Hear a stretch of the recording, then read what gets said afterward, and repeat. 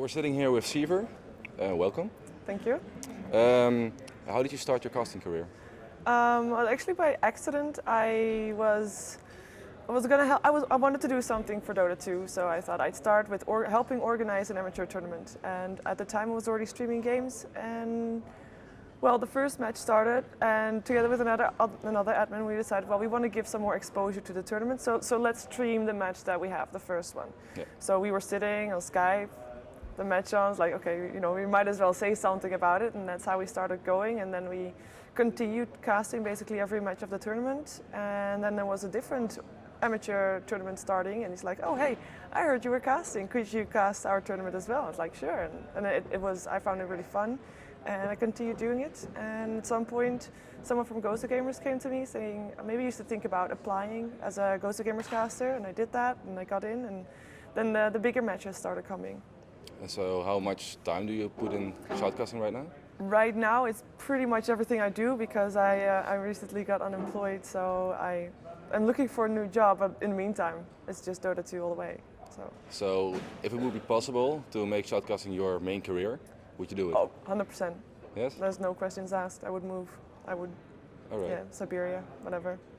Okay, and you recently gained a lot more fame.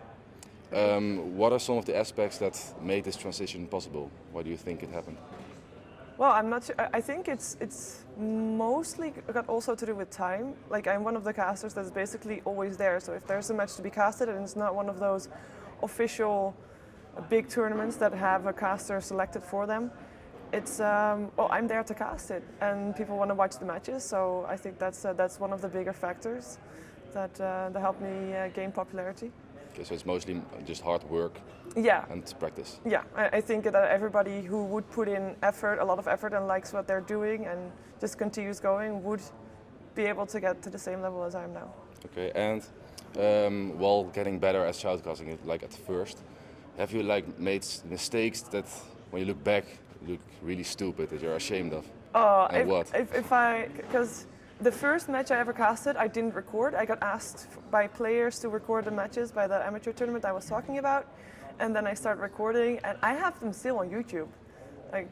My whole YouTube is filled with every cast I've ever done. So the first one, or the second one, in fact, is there too. They should scroll back a lot, and they can find some. Yeah, they can find some pretty awkward casts for me. Yeah, okay. Sometimes with the co-caster, and we're talking about stuff that is absolutely not true. But hey, we're going with it, and there were like 15 people watching maybe, so none of the viewers correcting, and it's yeah.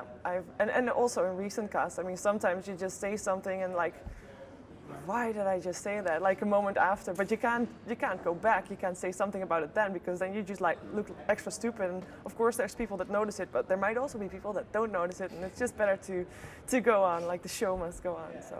So what skill would you give yourself in terms of game knowledge right now?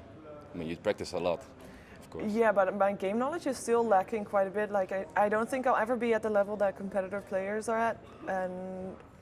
Well, I can try, and I can try to get inside their head, but if I was actually able to do that, then either the professional players are not good enough, I feel like, or I should become a professional player, and neither is probably going to happen. So I would basically say that my strength in casting is mostly having an entertaining show and making sure that everybody enjoys the match and knows what's going on and knows what could happen and knows what might happen and knows something about the players in the background and everything like that. Okay. And this is your first time on DreamHack, right? Yeah, correct. What do you think of it? It's big. Like I was my first ever LAN event or offline event was the International 2, and that's of course pretty big, but everybody's there only for Dota 2.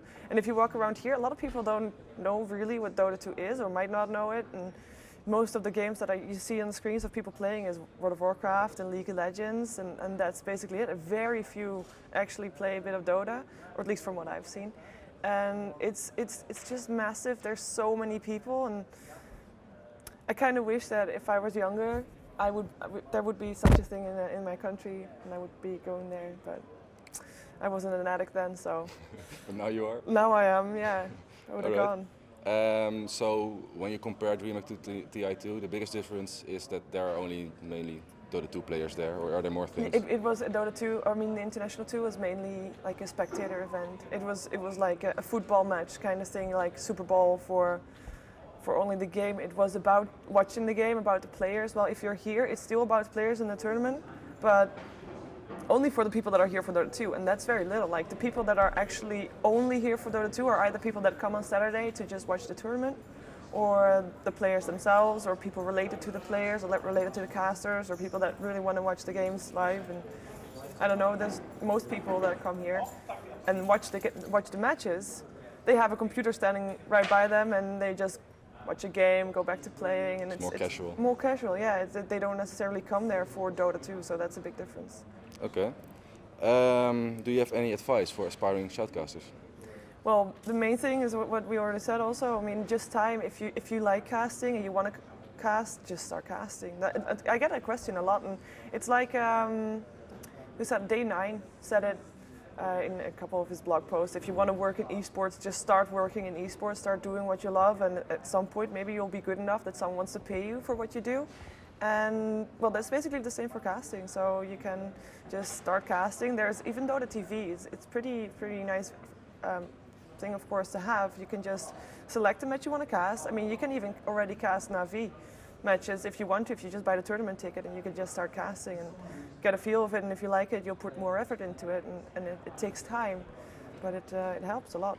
So how long do you think it took you to get from someone totally unknown towards the point that you actually got some sort of fan base, that people that regularly watch? Yeah, well, I have to say, it kind of helps that point that I'm a girl.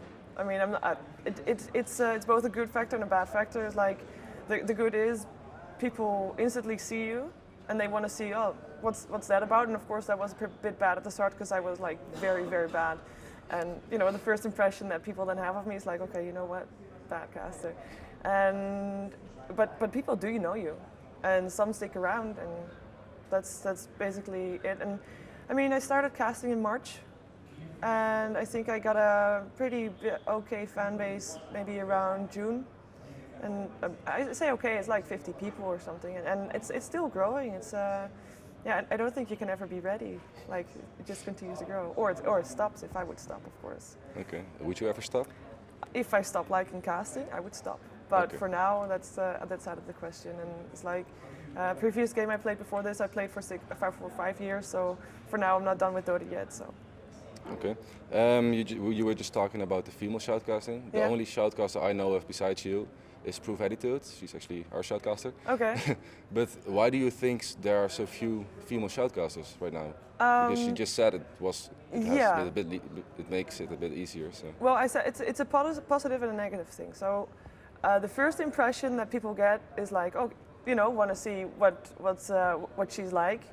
And that might be positive, but as soon as you then start talking, it's like, okay, you know what, that she doesn't know shit. And a lot of people don't really accept accept things that females say in gaming, because, you know, gaming is a male thing. So that might be a bit tricky, and you get a lot of flame. Every caster gets a lot of flame, by the way, not just females, but they do get more, I believe.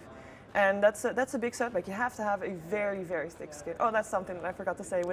If you want to be a caster, you better have a very thick skin, because without it, you're never going to get far. All right. And do you have any predictions for the top 2 on DreamHack? Well, I think Na'Vi, top 2. Of course. I kind of hope we as Asian. I'm a person that roots for the underdog. I'm thinking Empire, maybe Dignitas actually. Empire Dignitas, but I'm hoping we as Asian. So you're cheering for we as Asian? Yeah. All right. And they're already going through to the quarterfinals, so that's quite nice. Yeah. Thanks for the interview. Thank you for having me.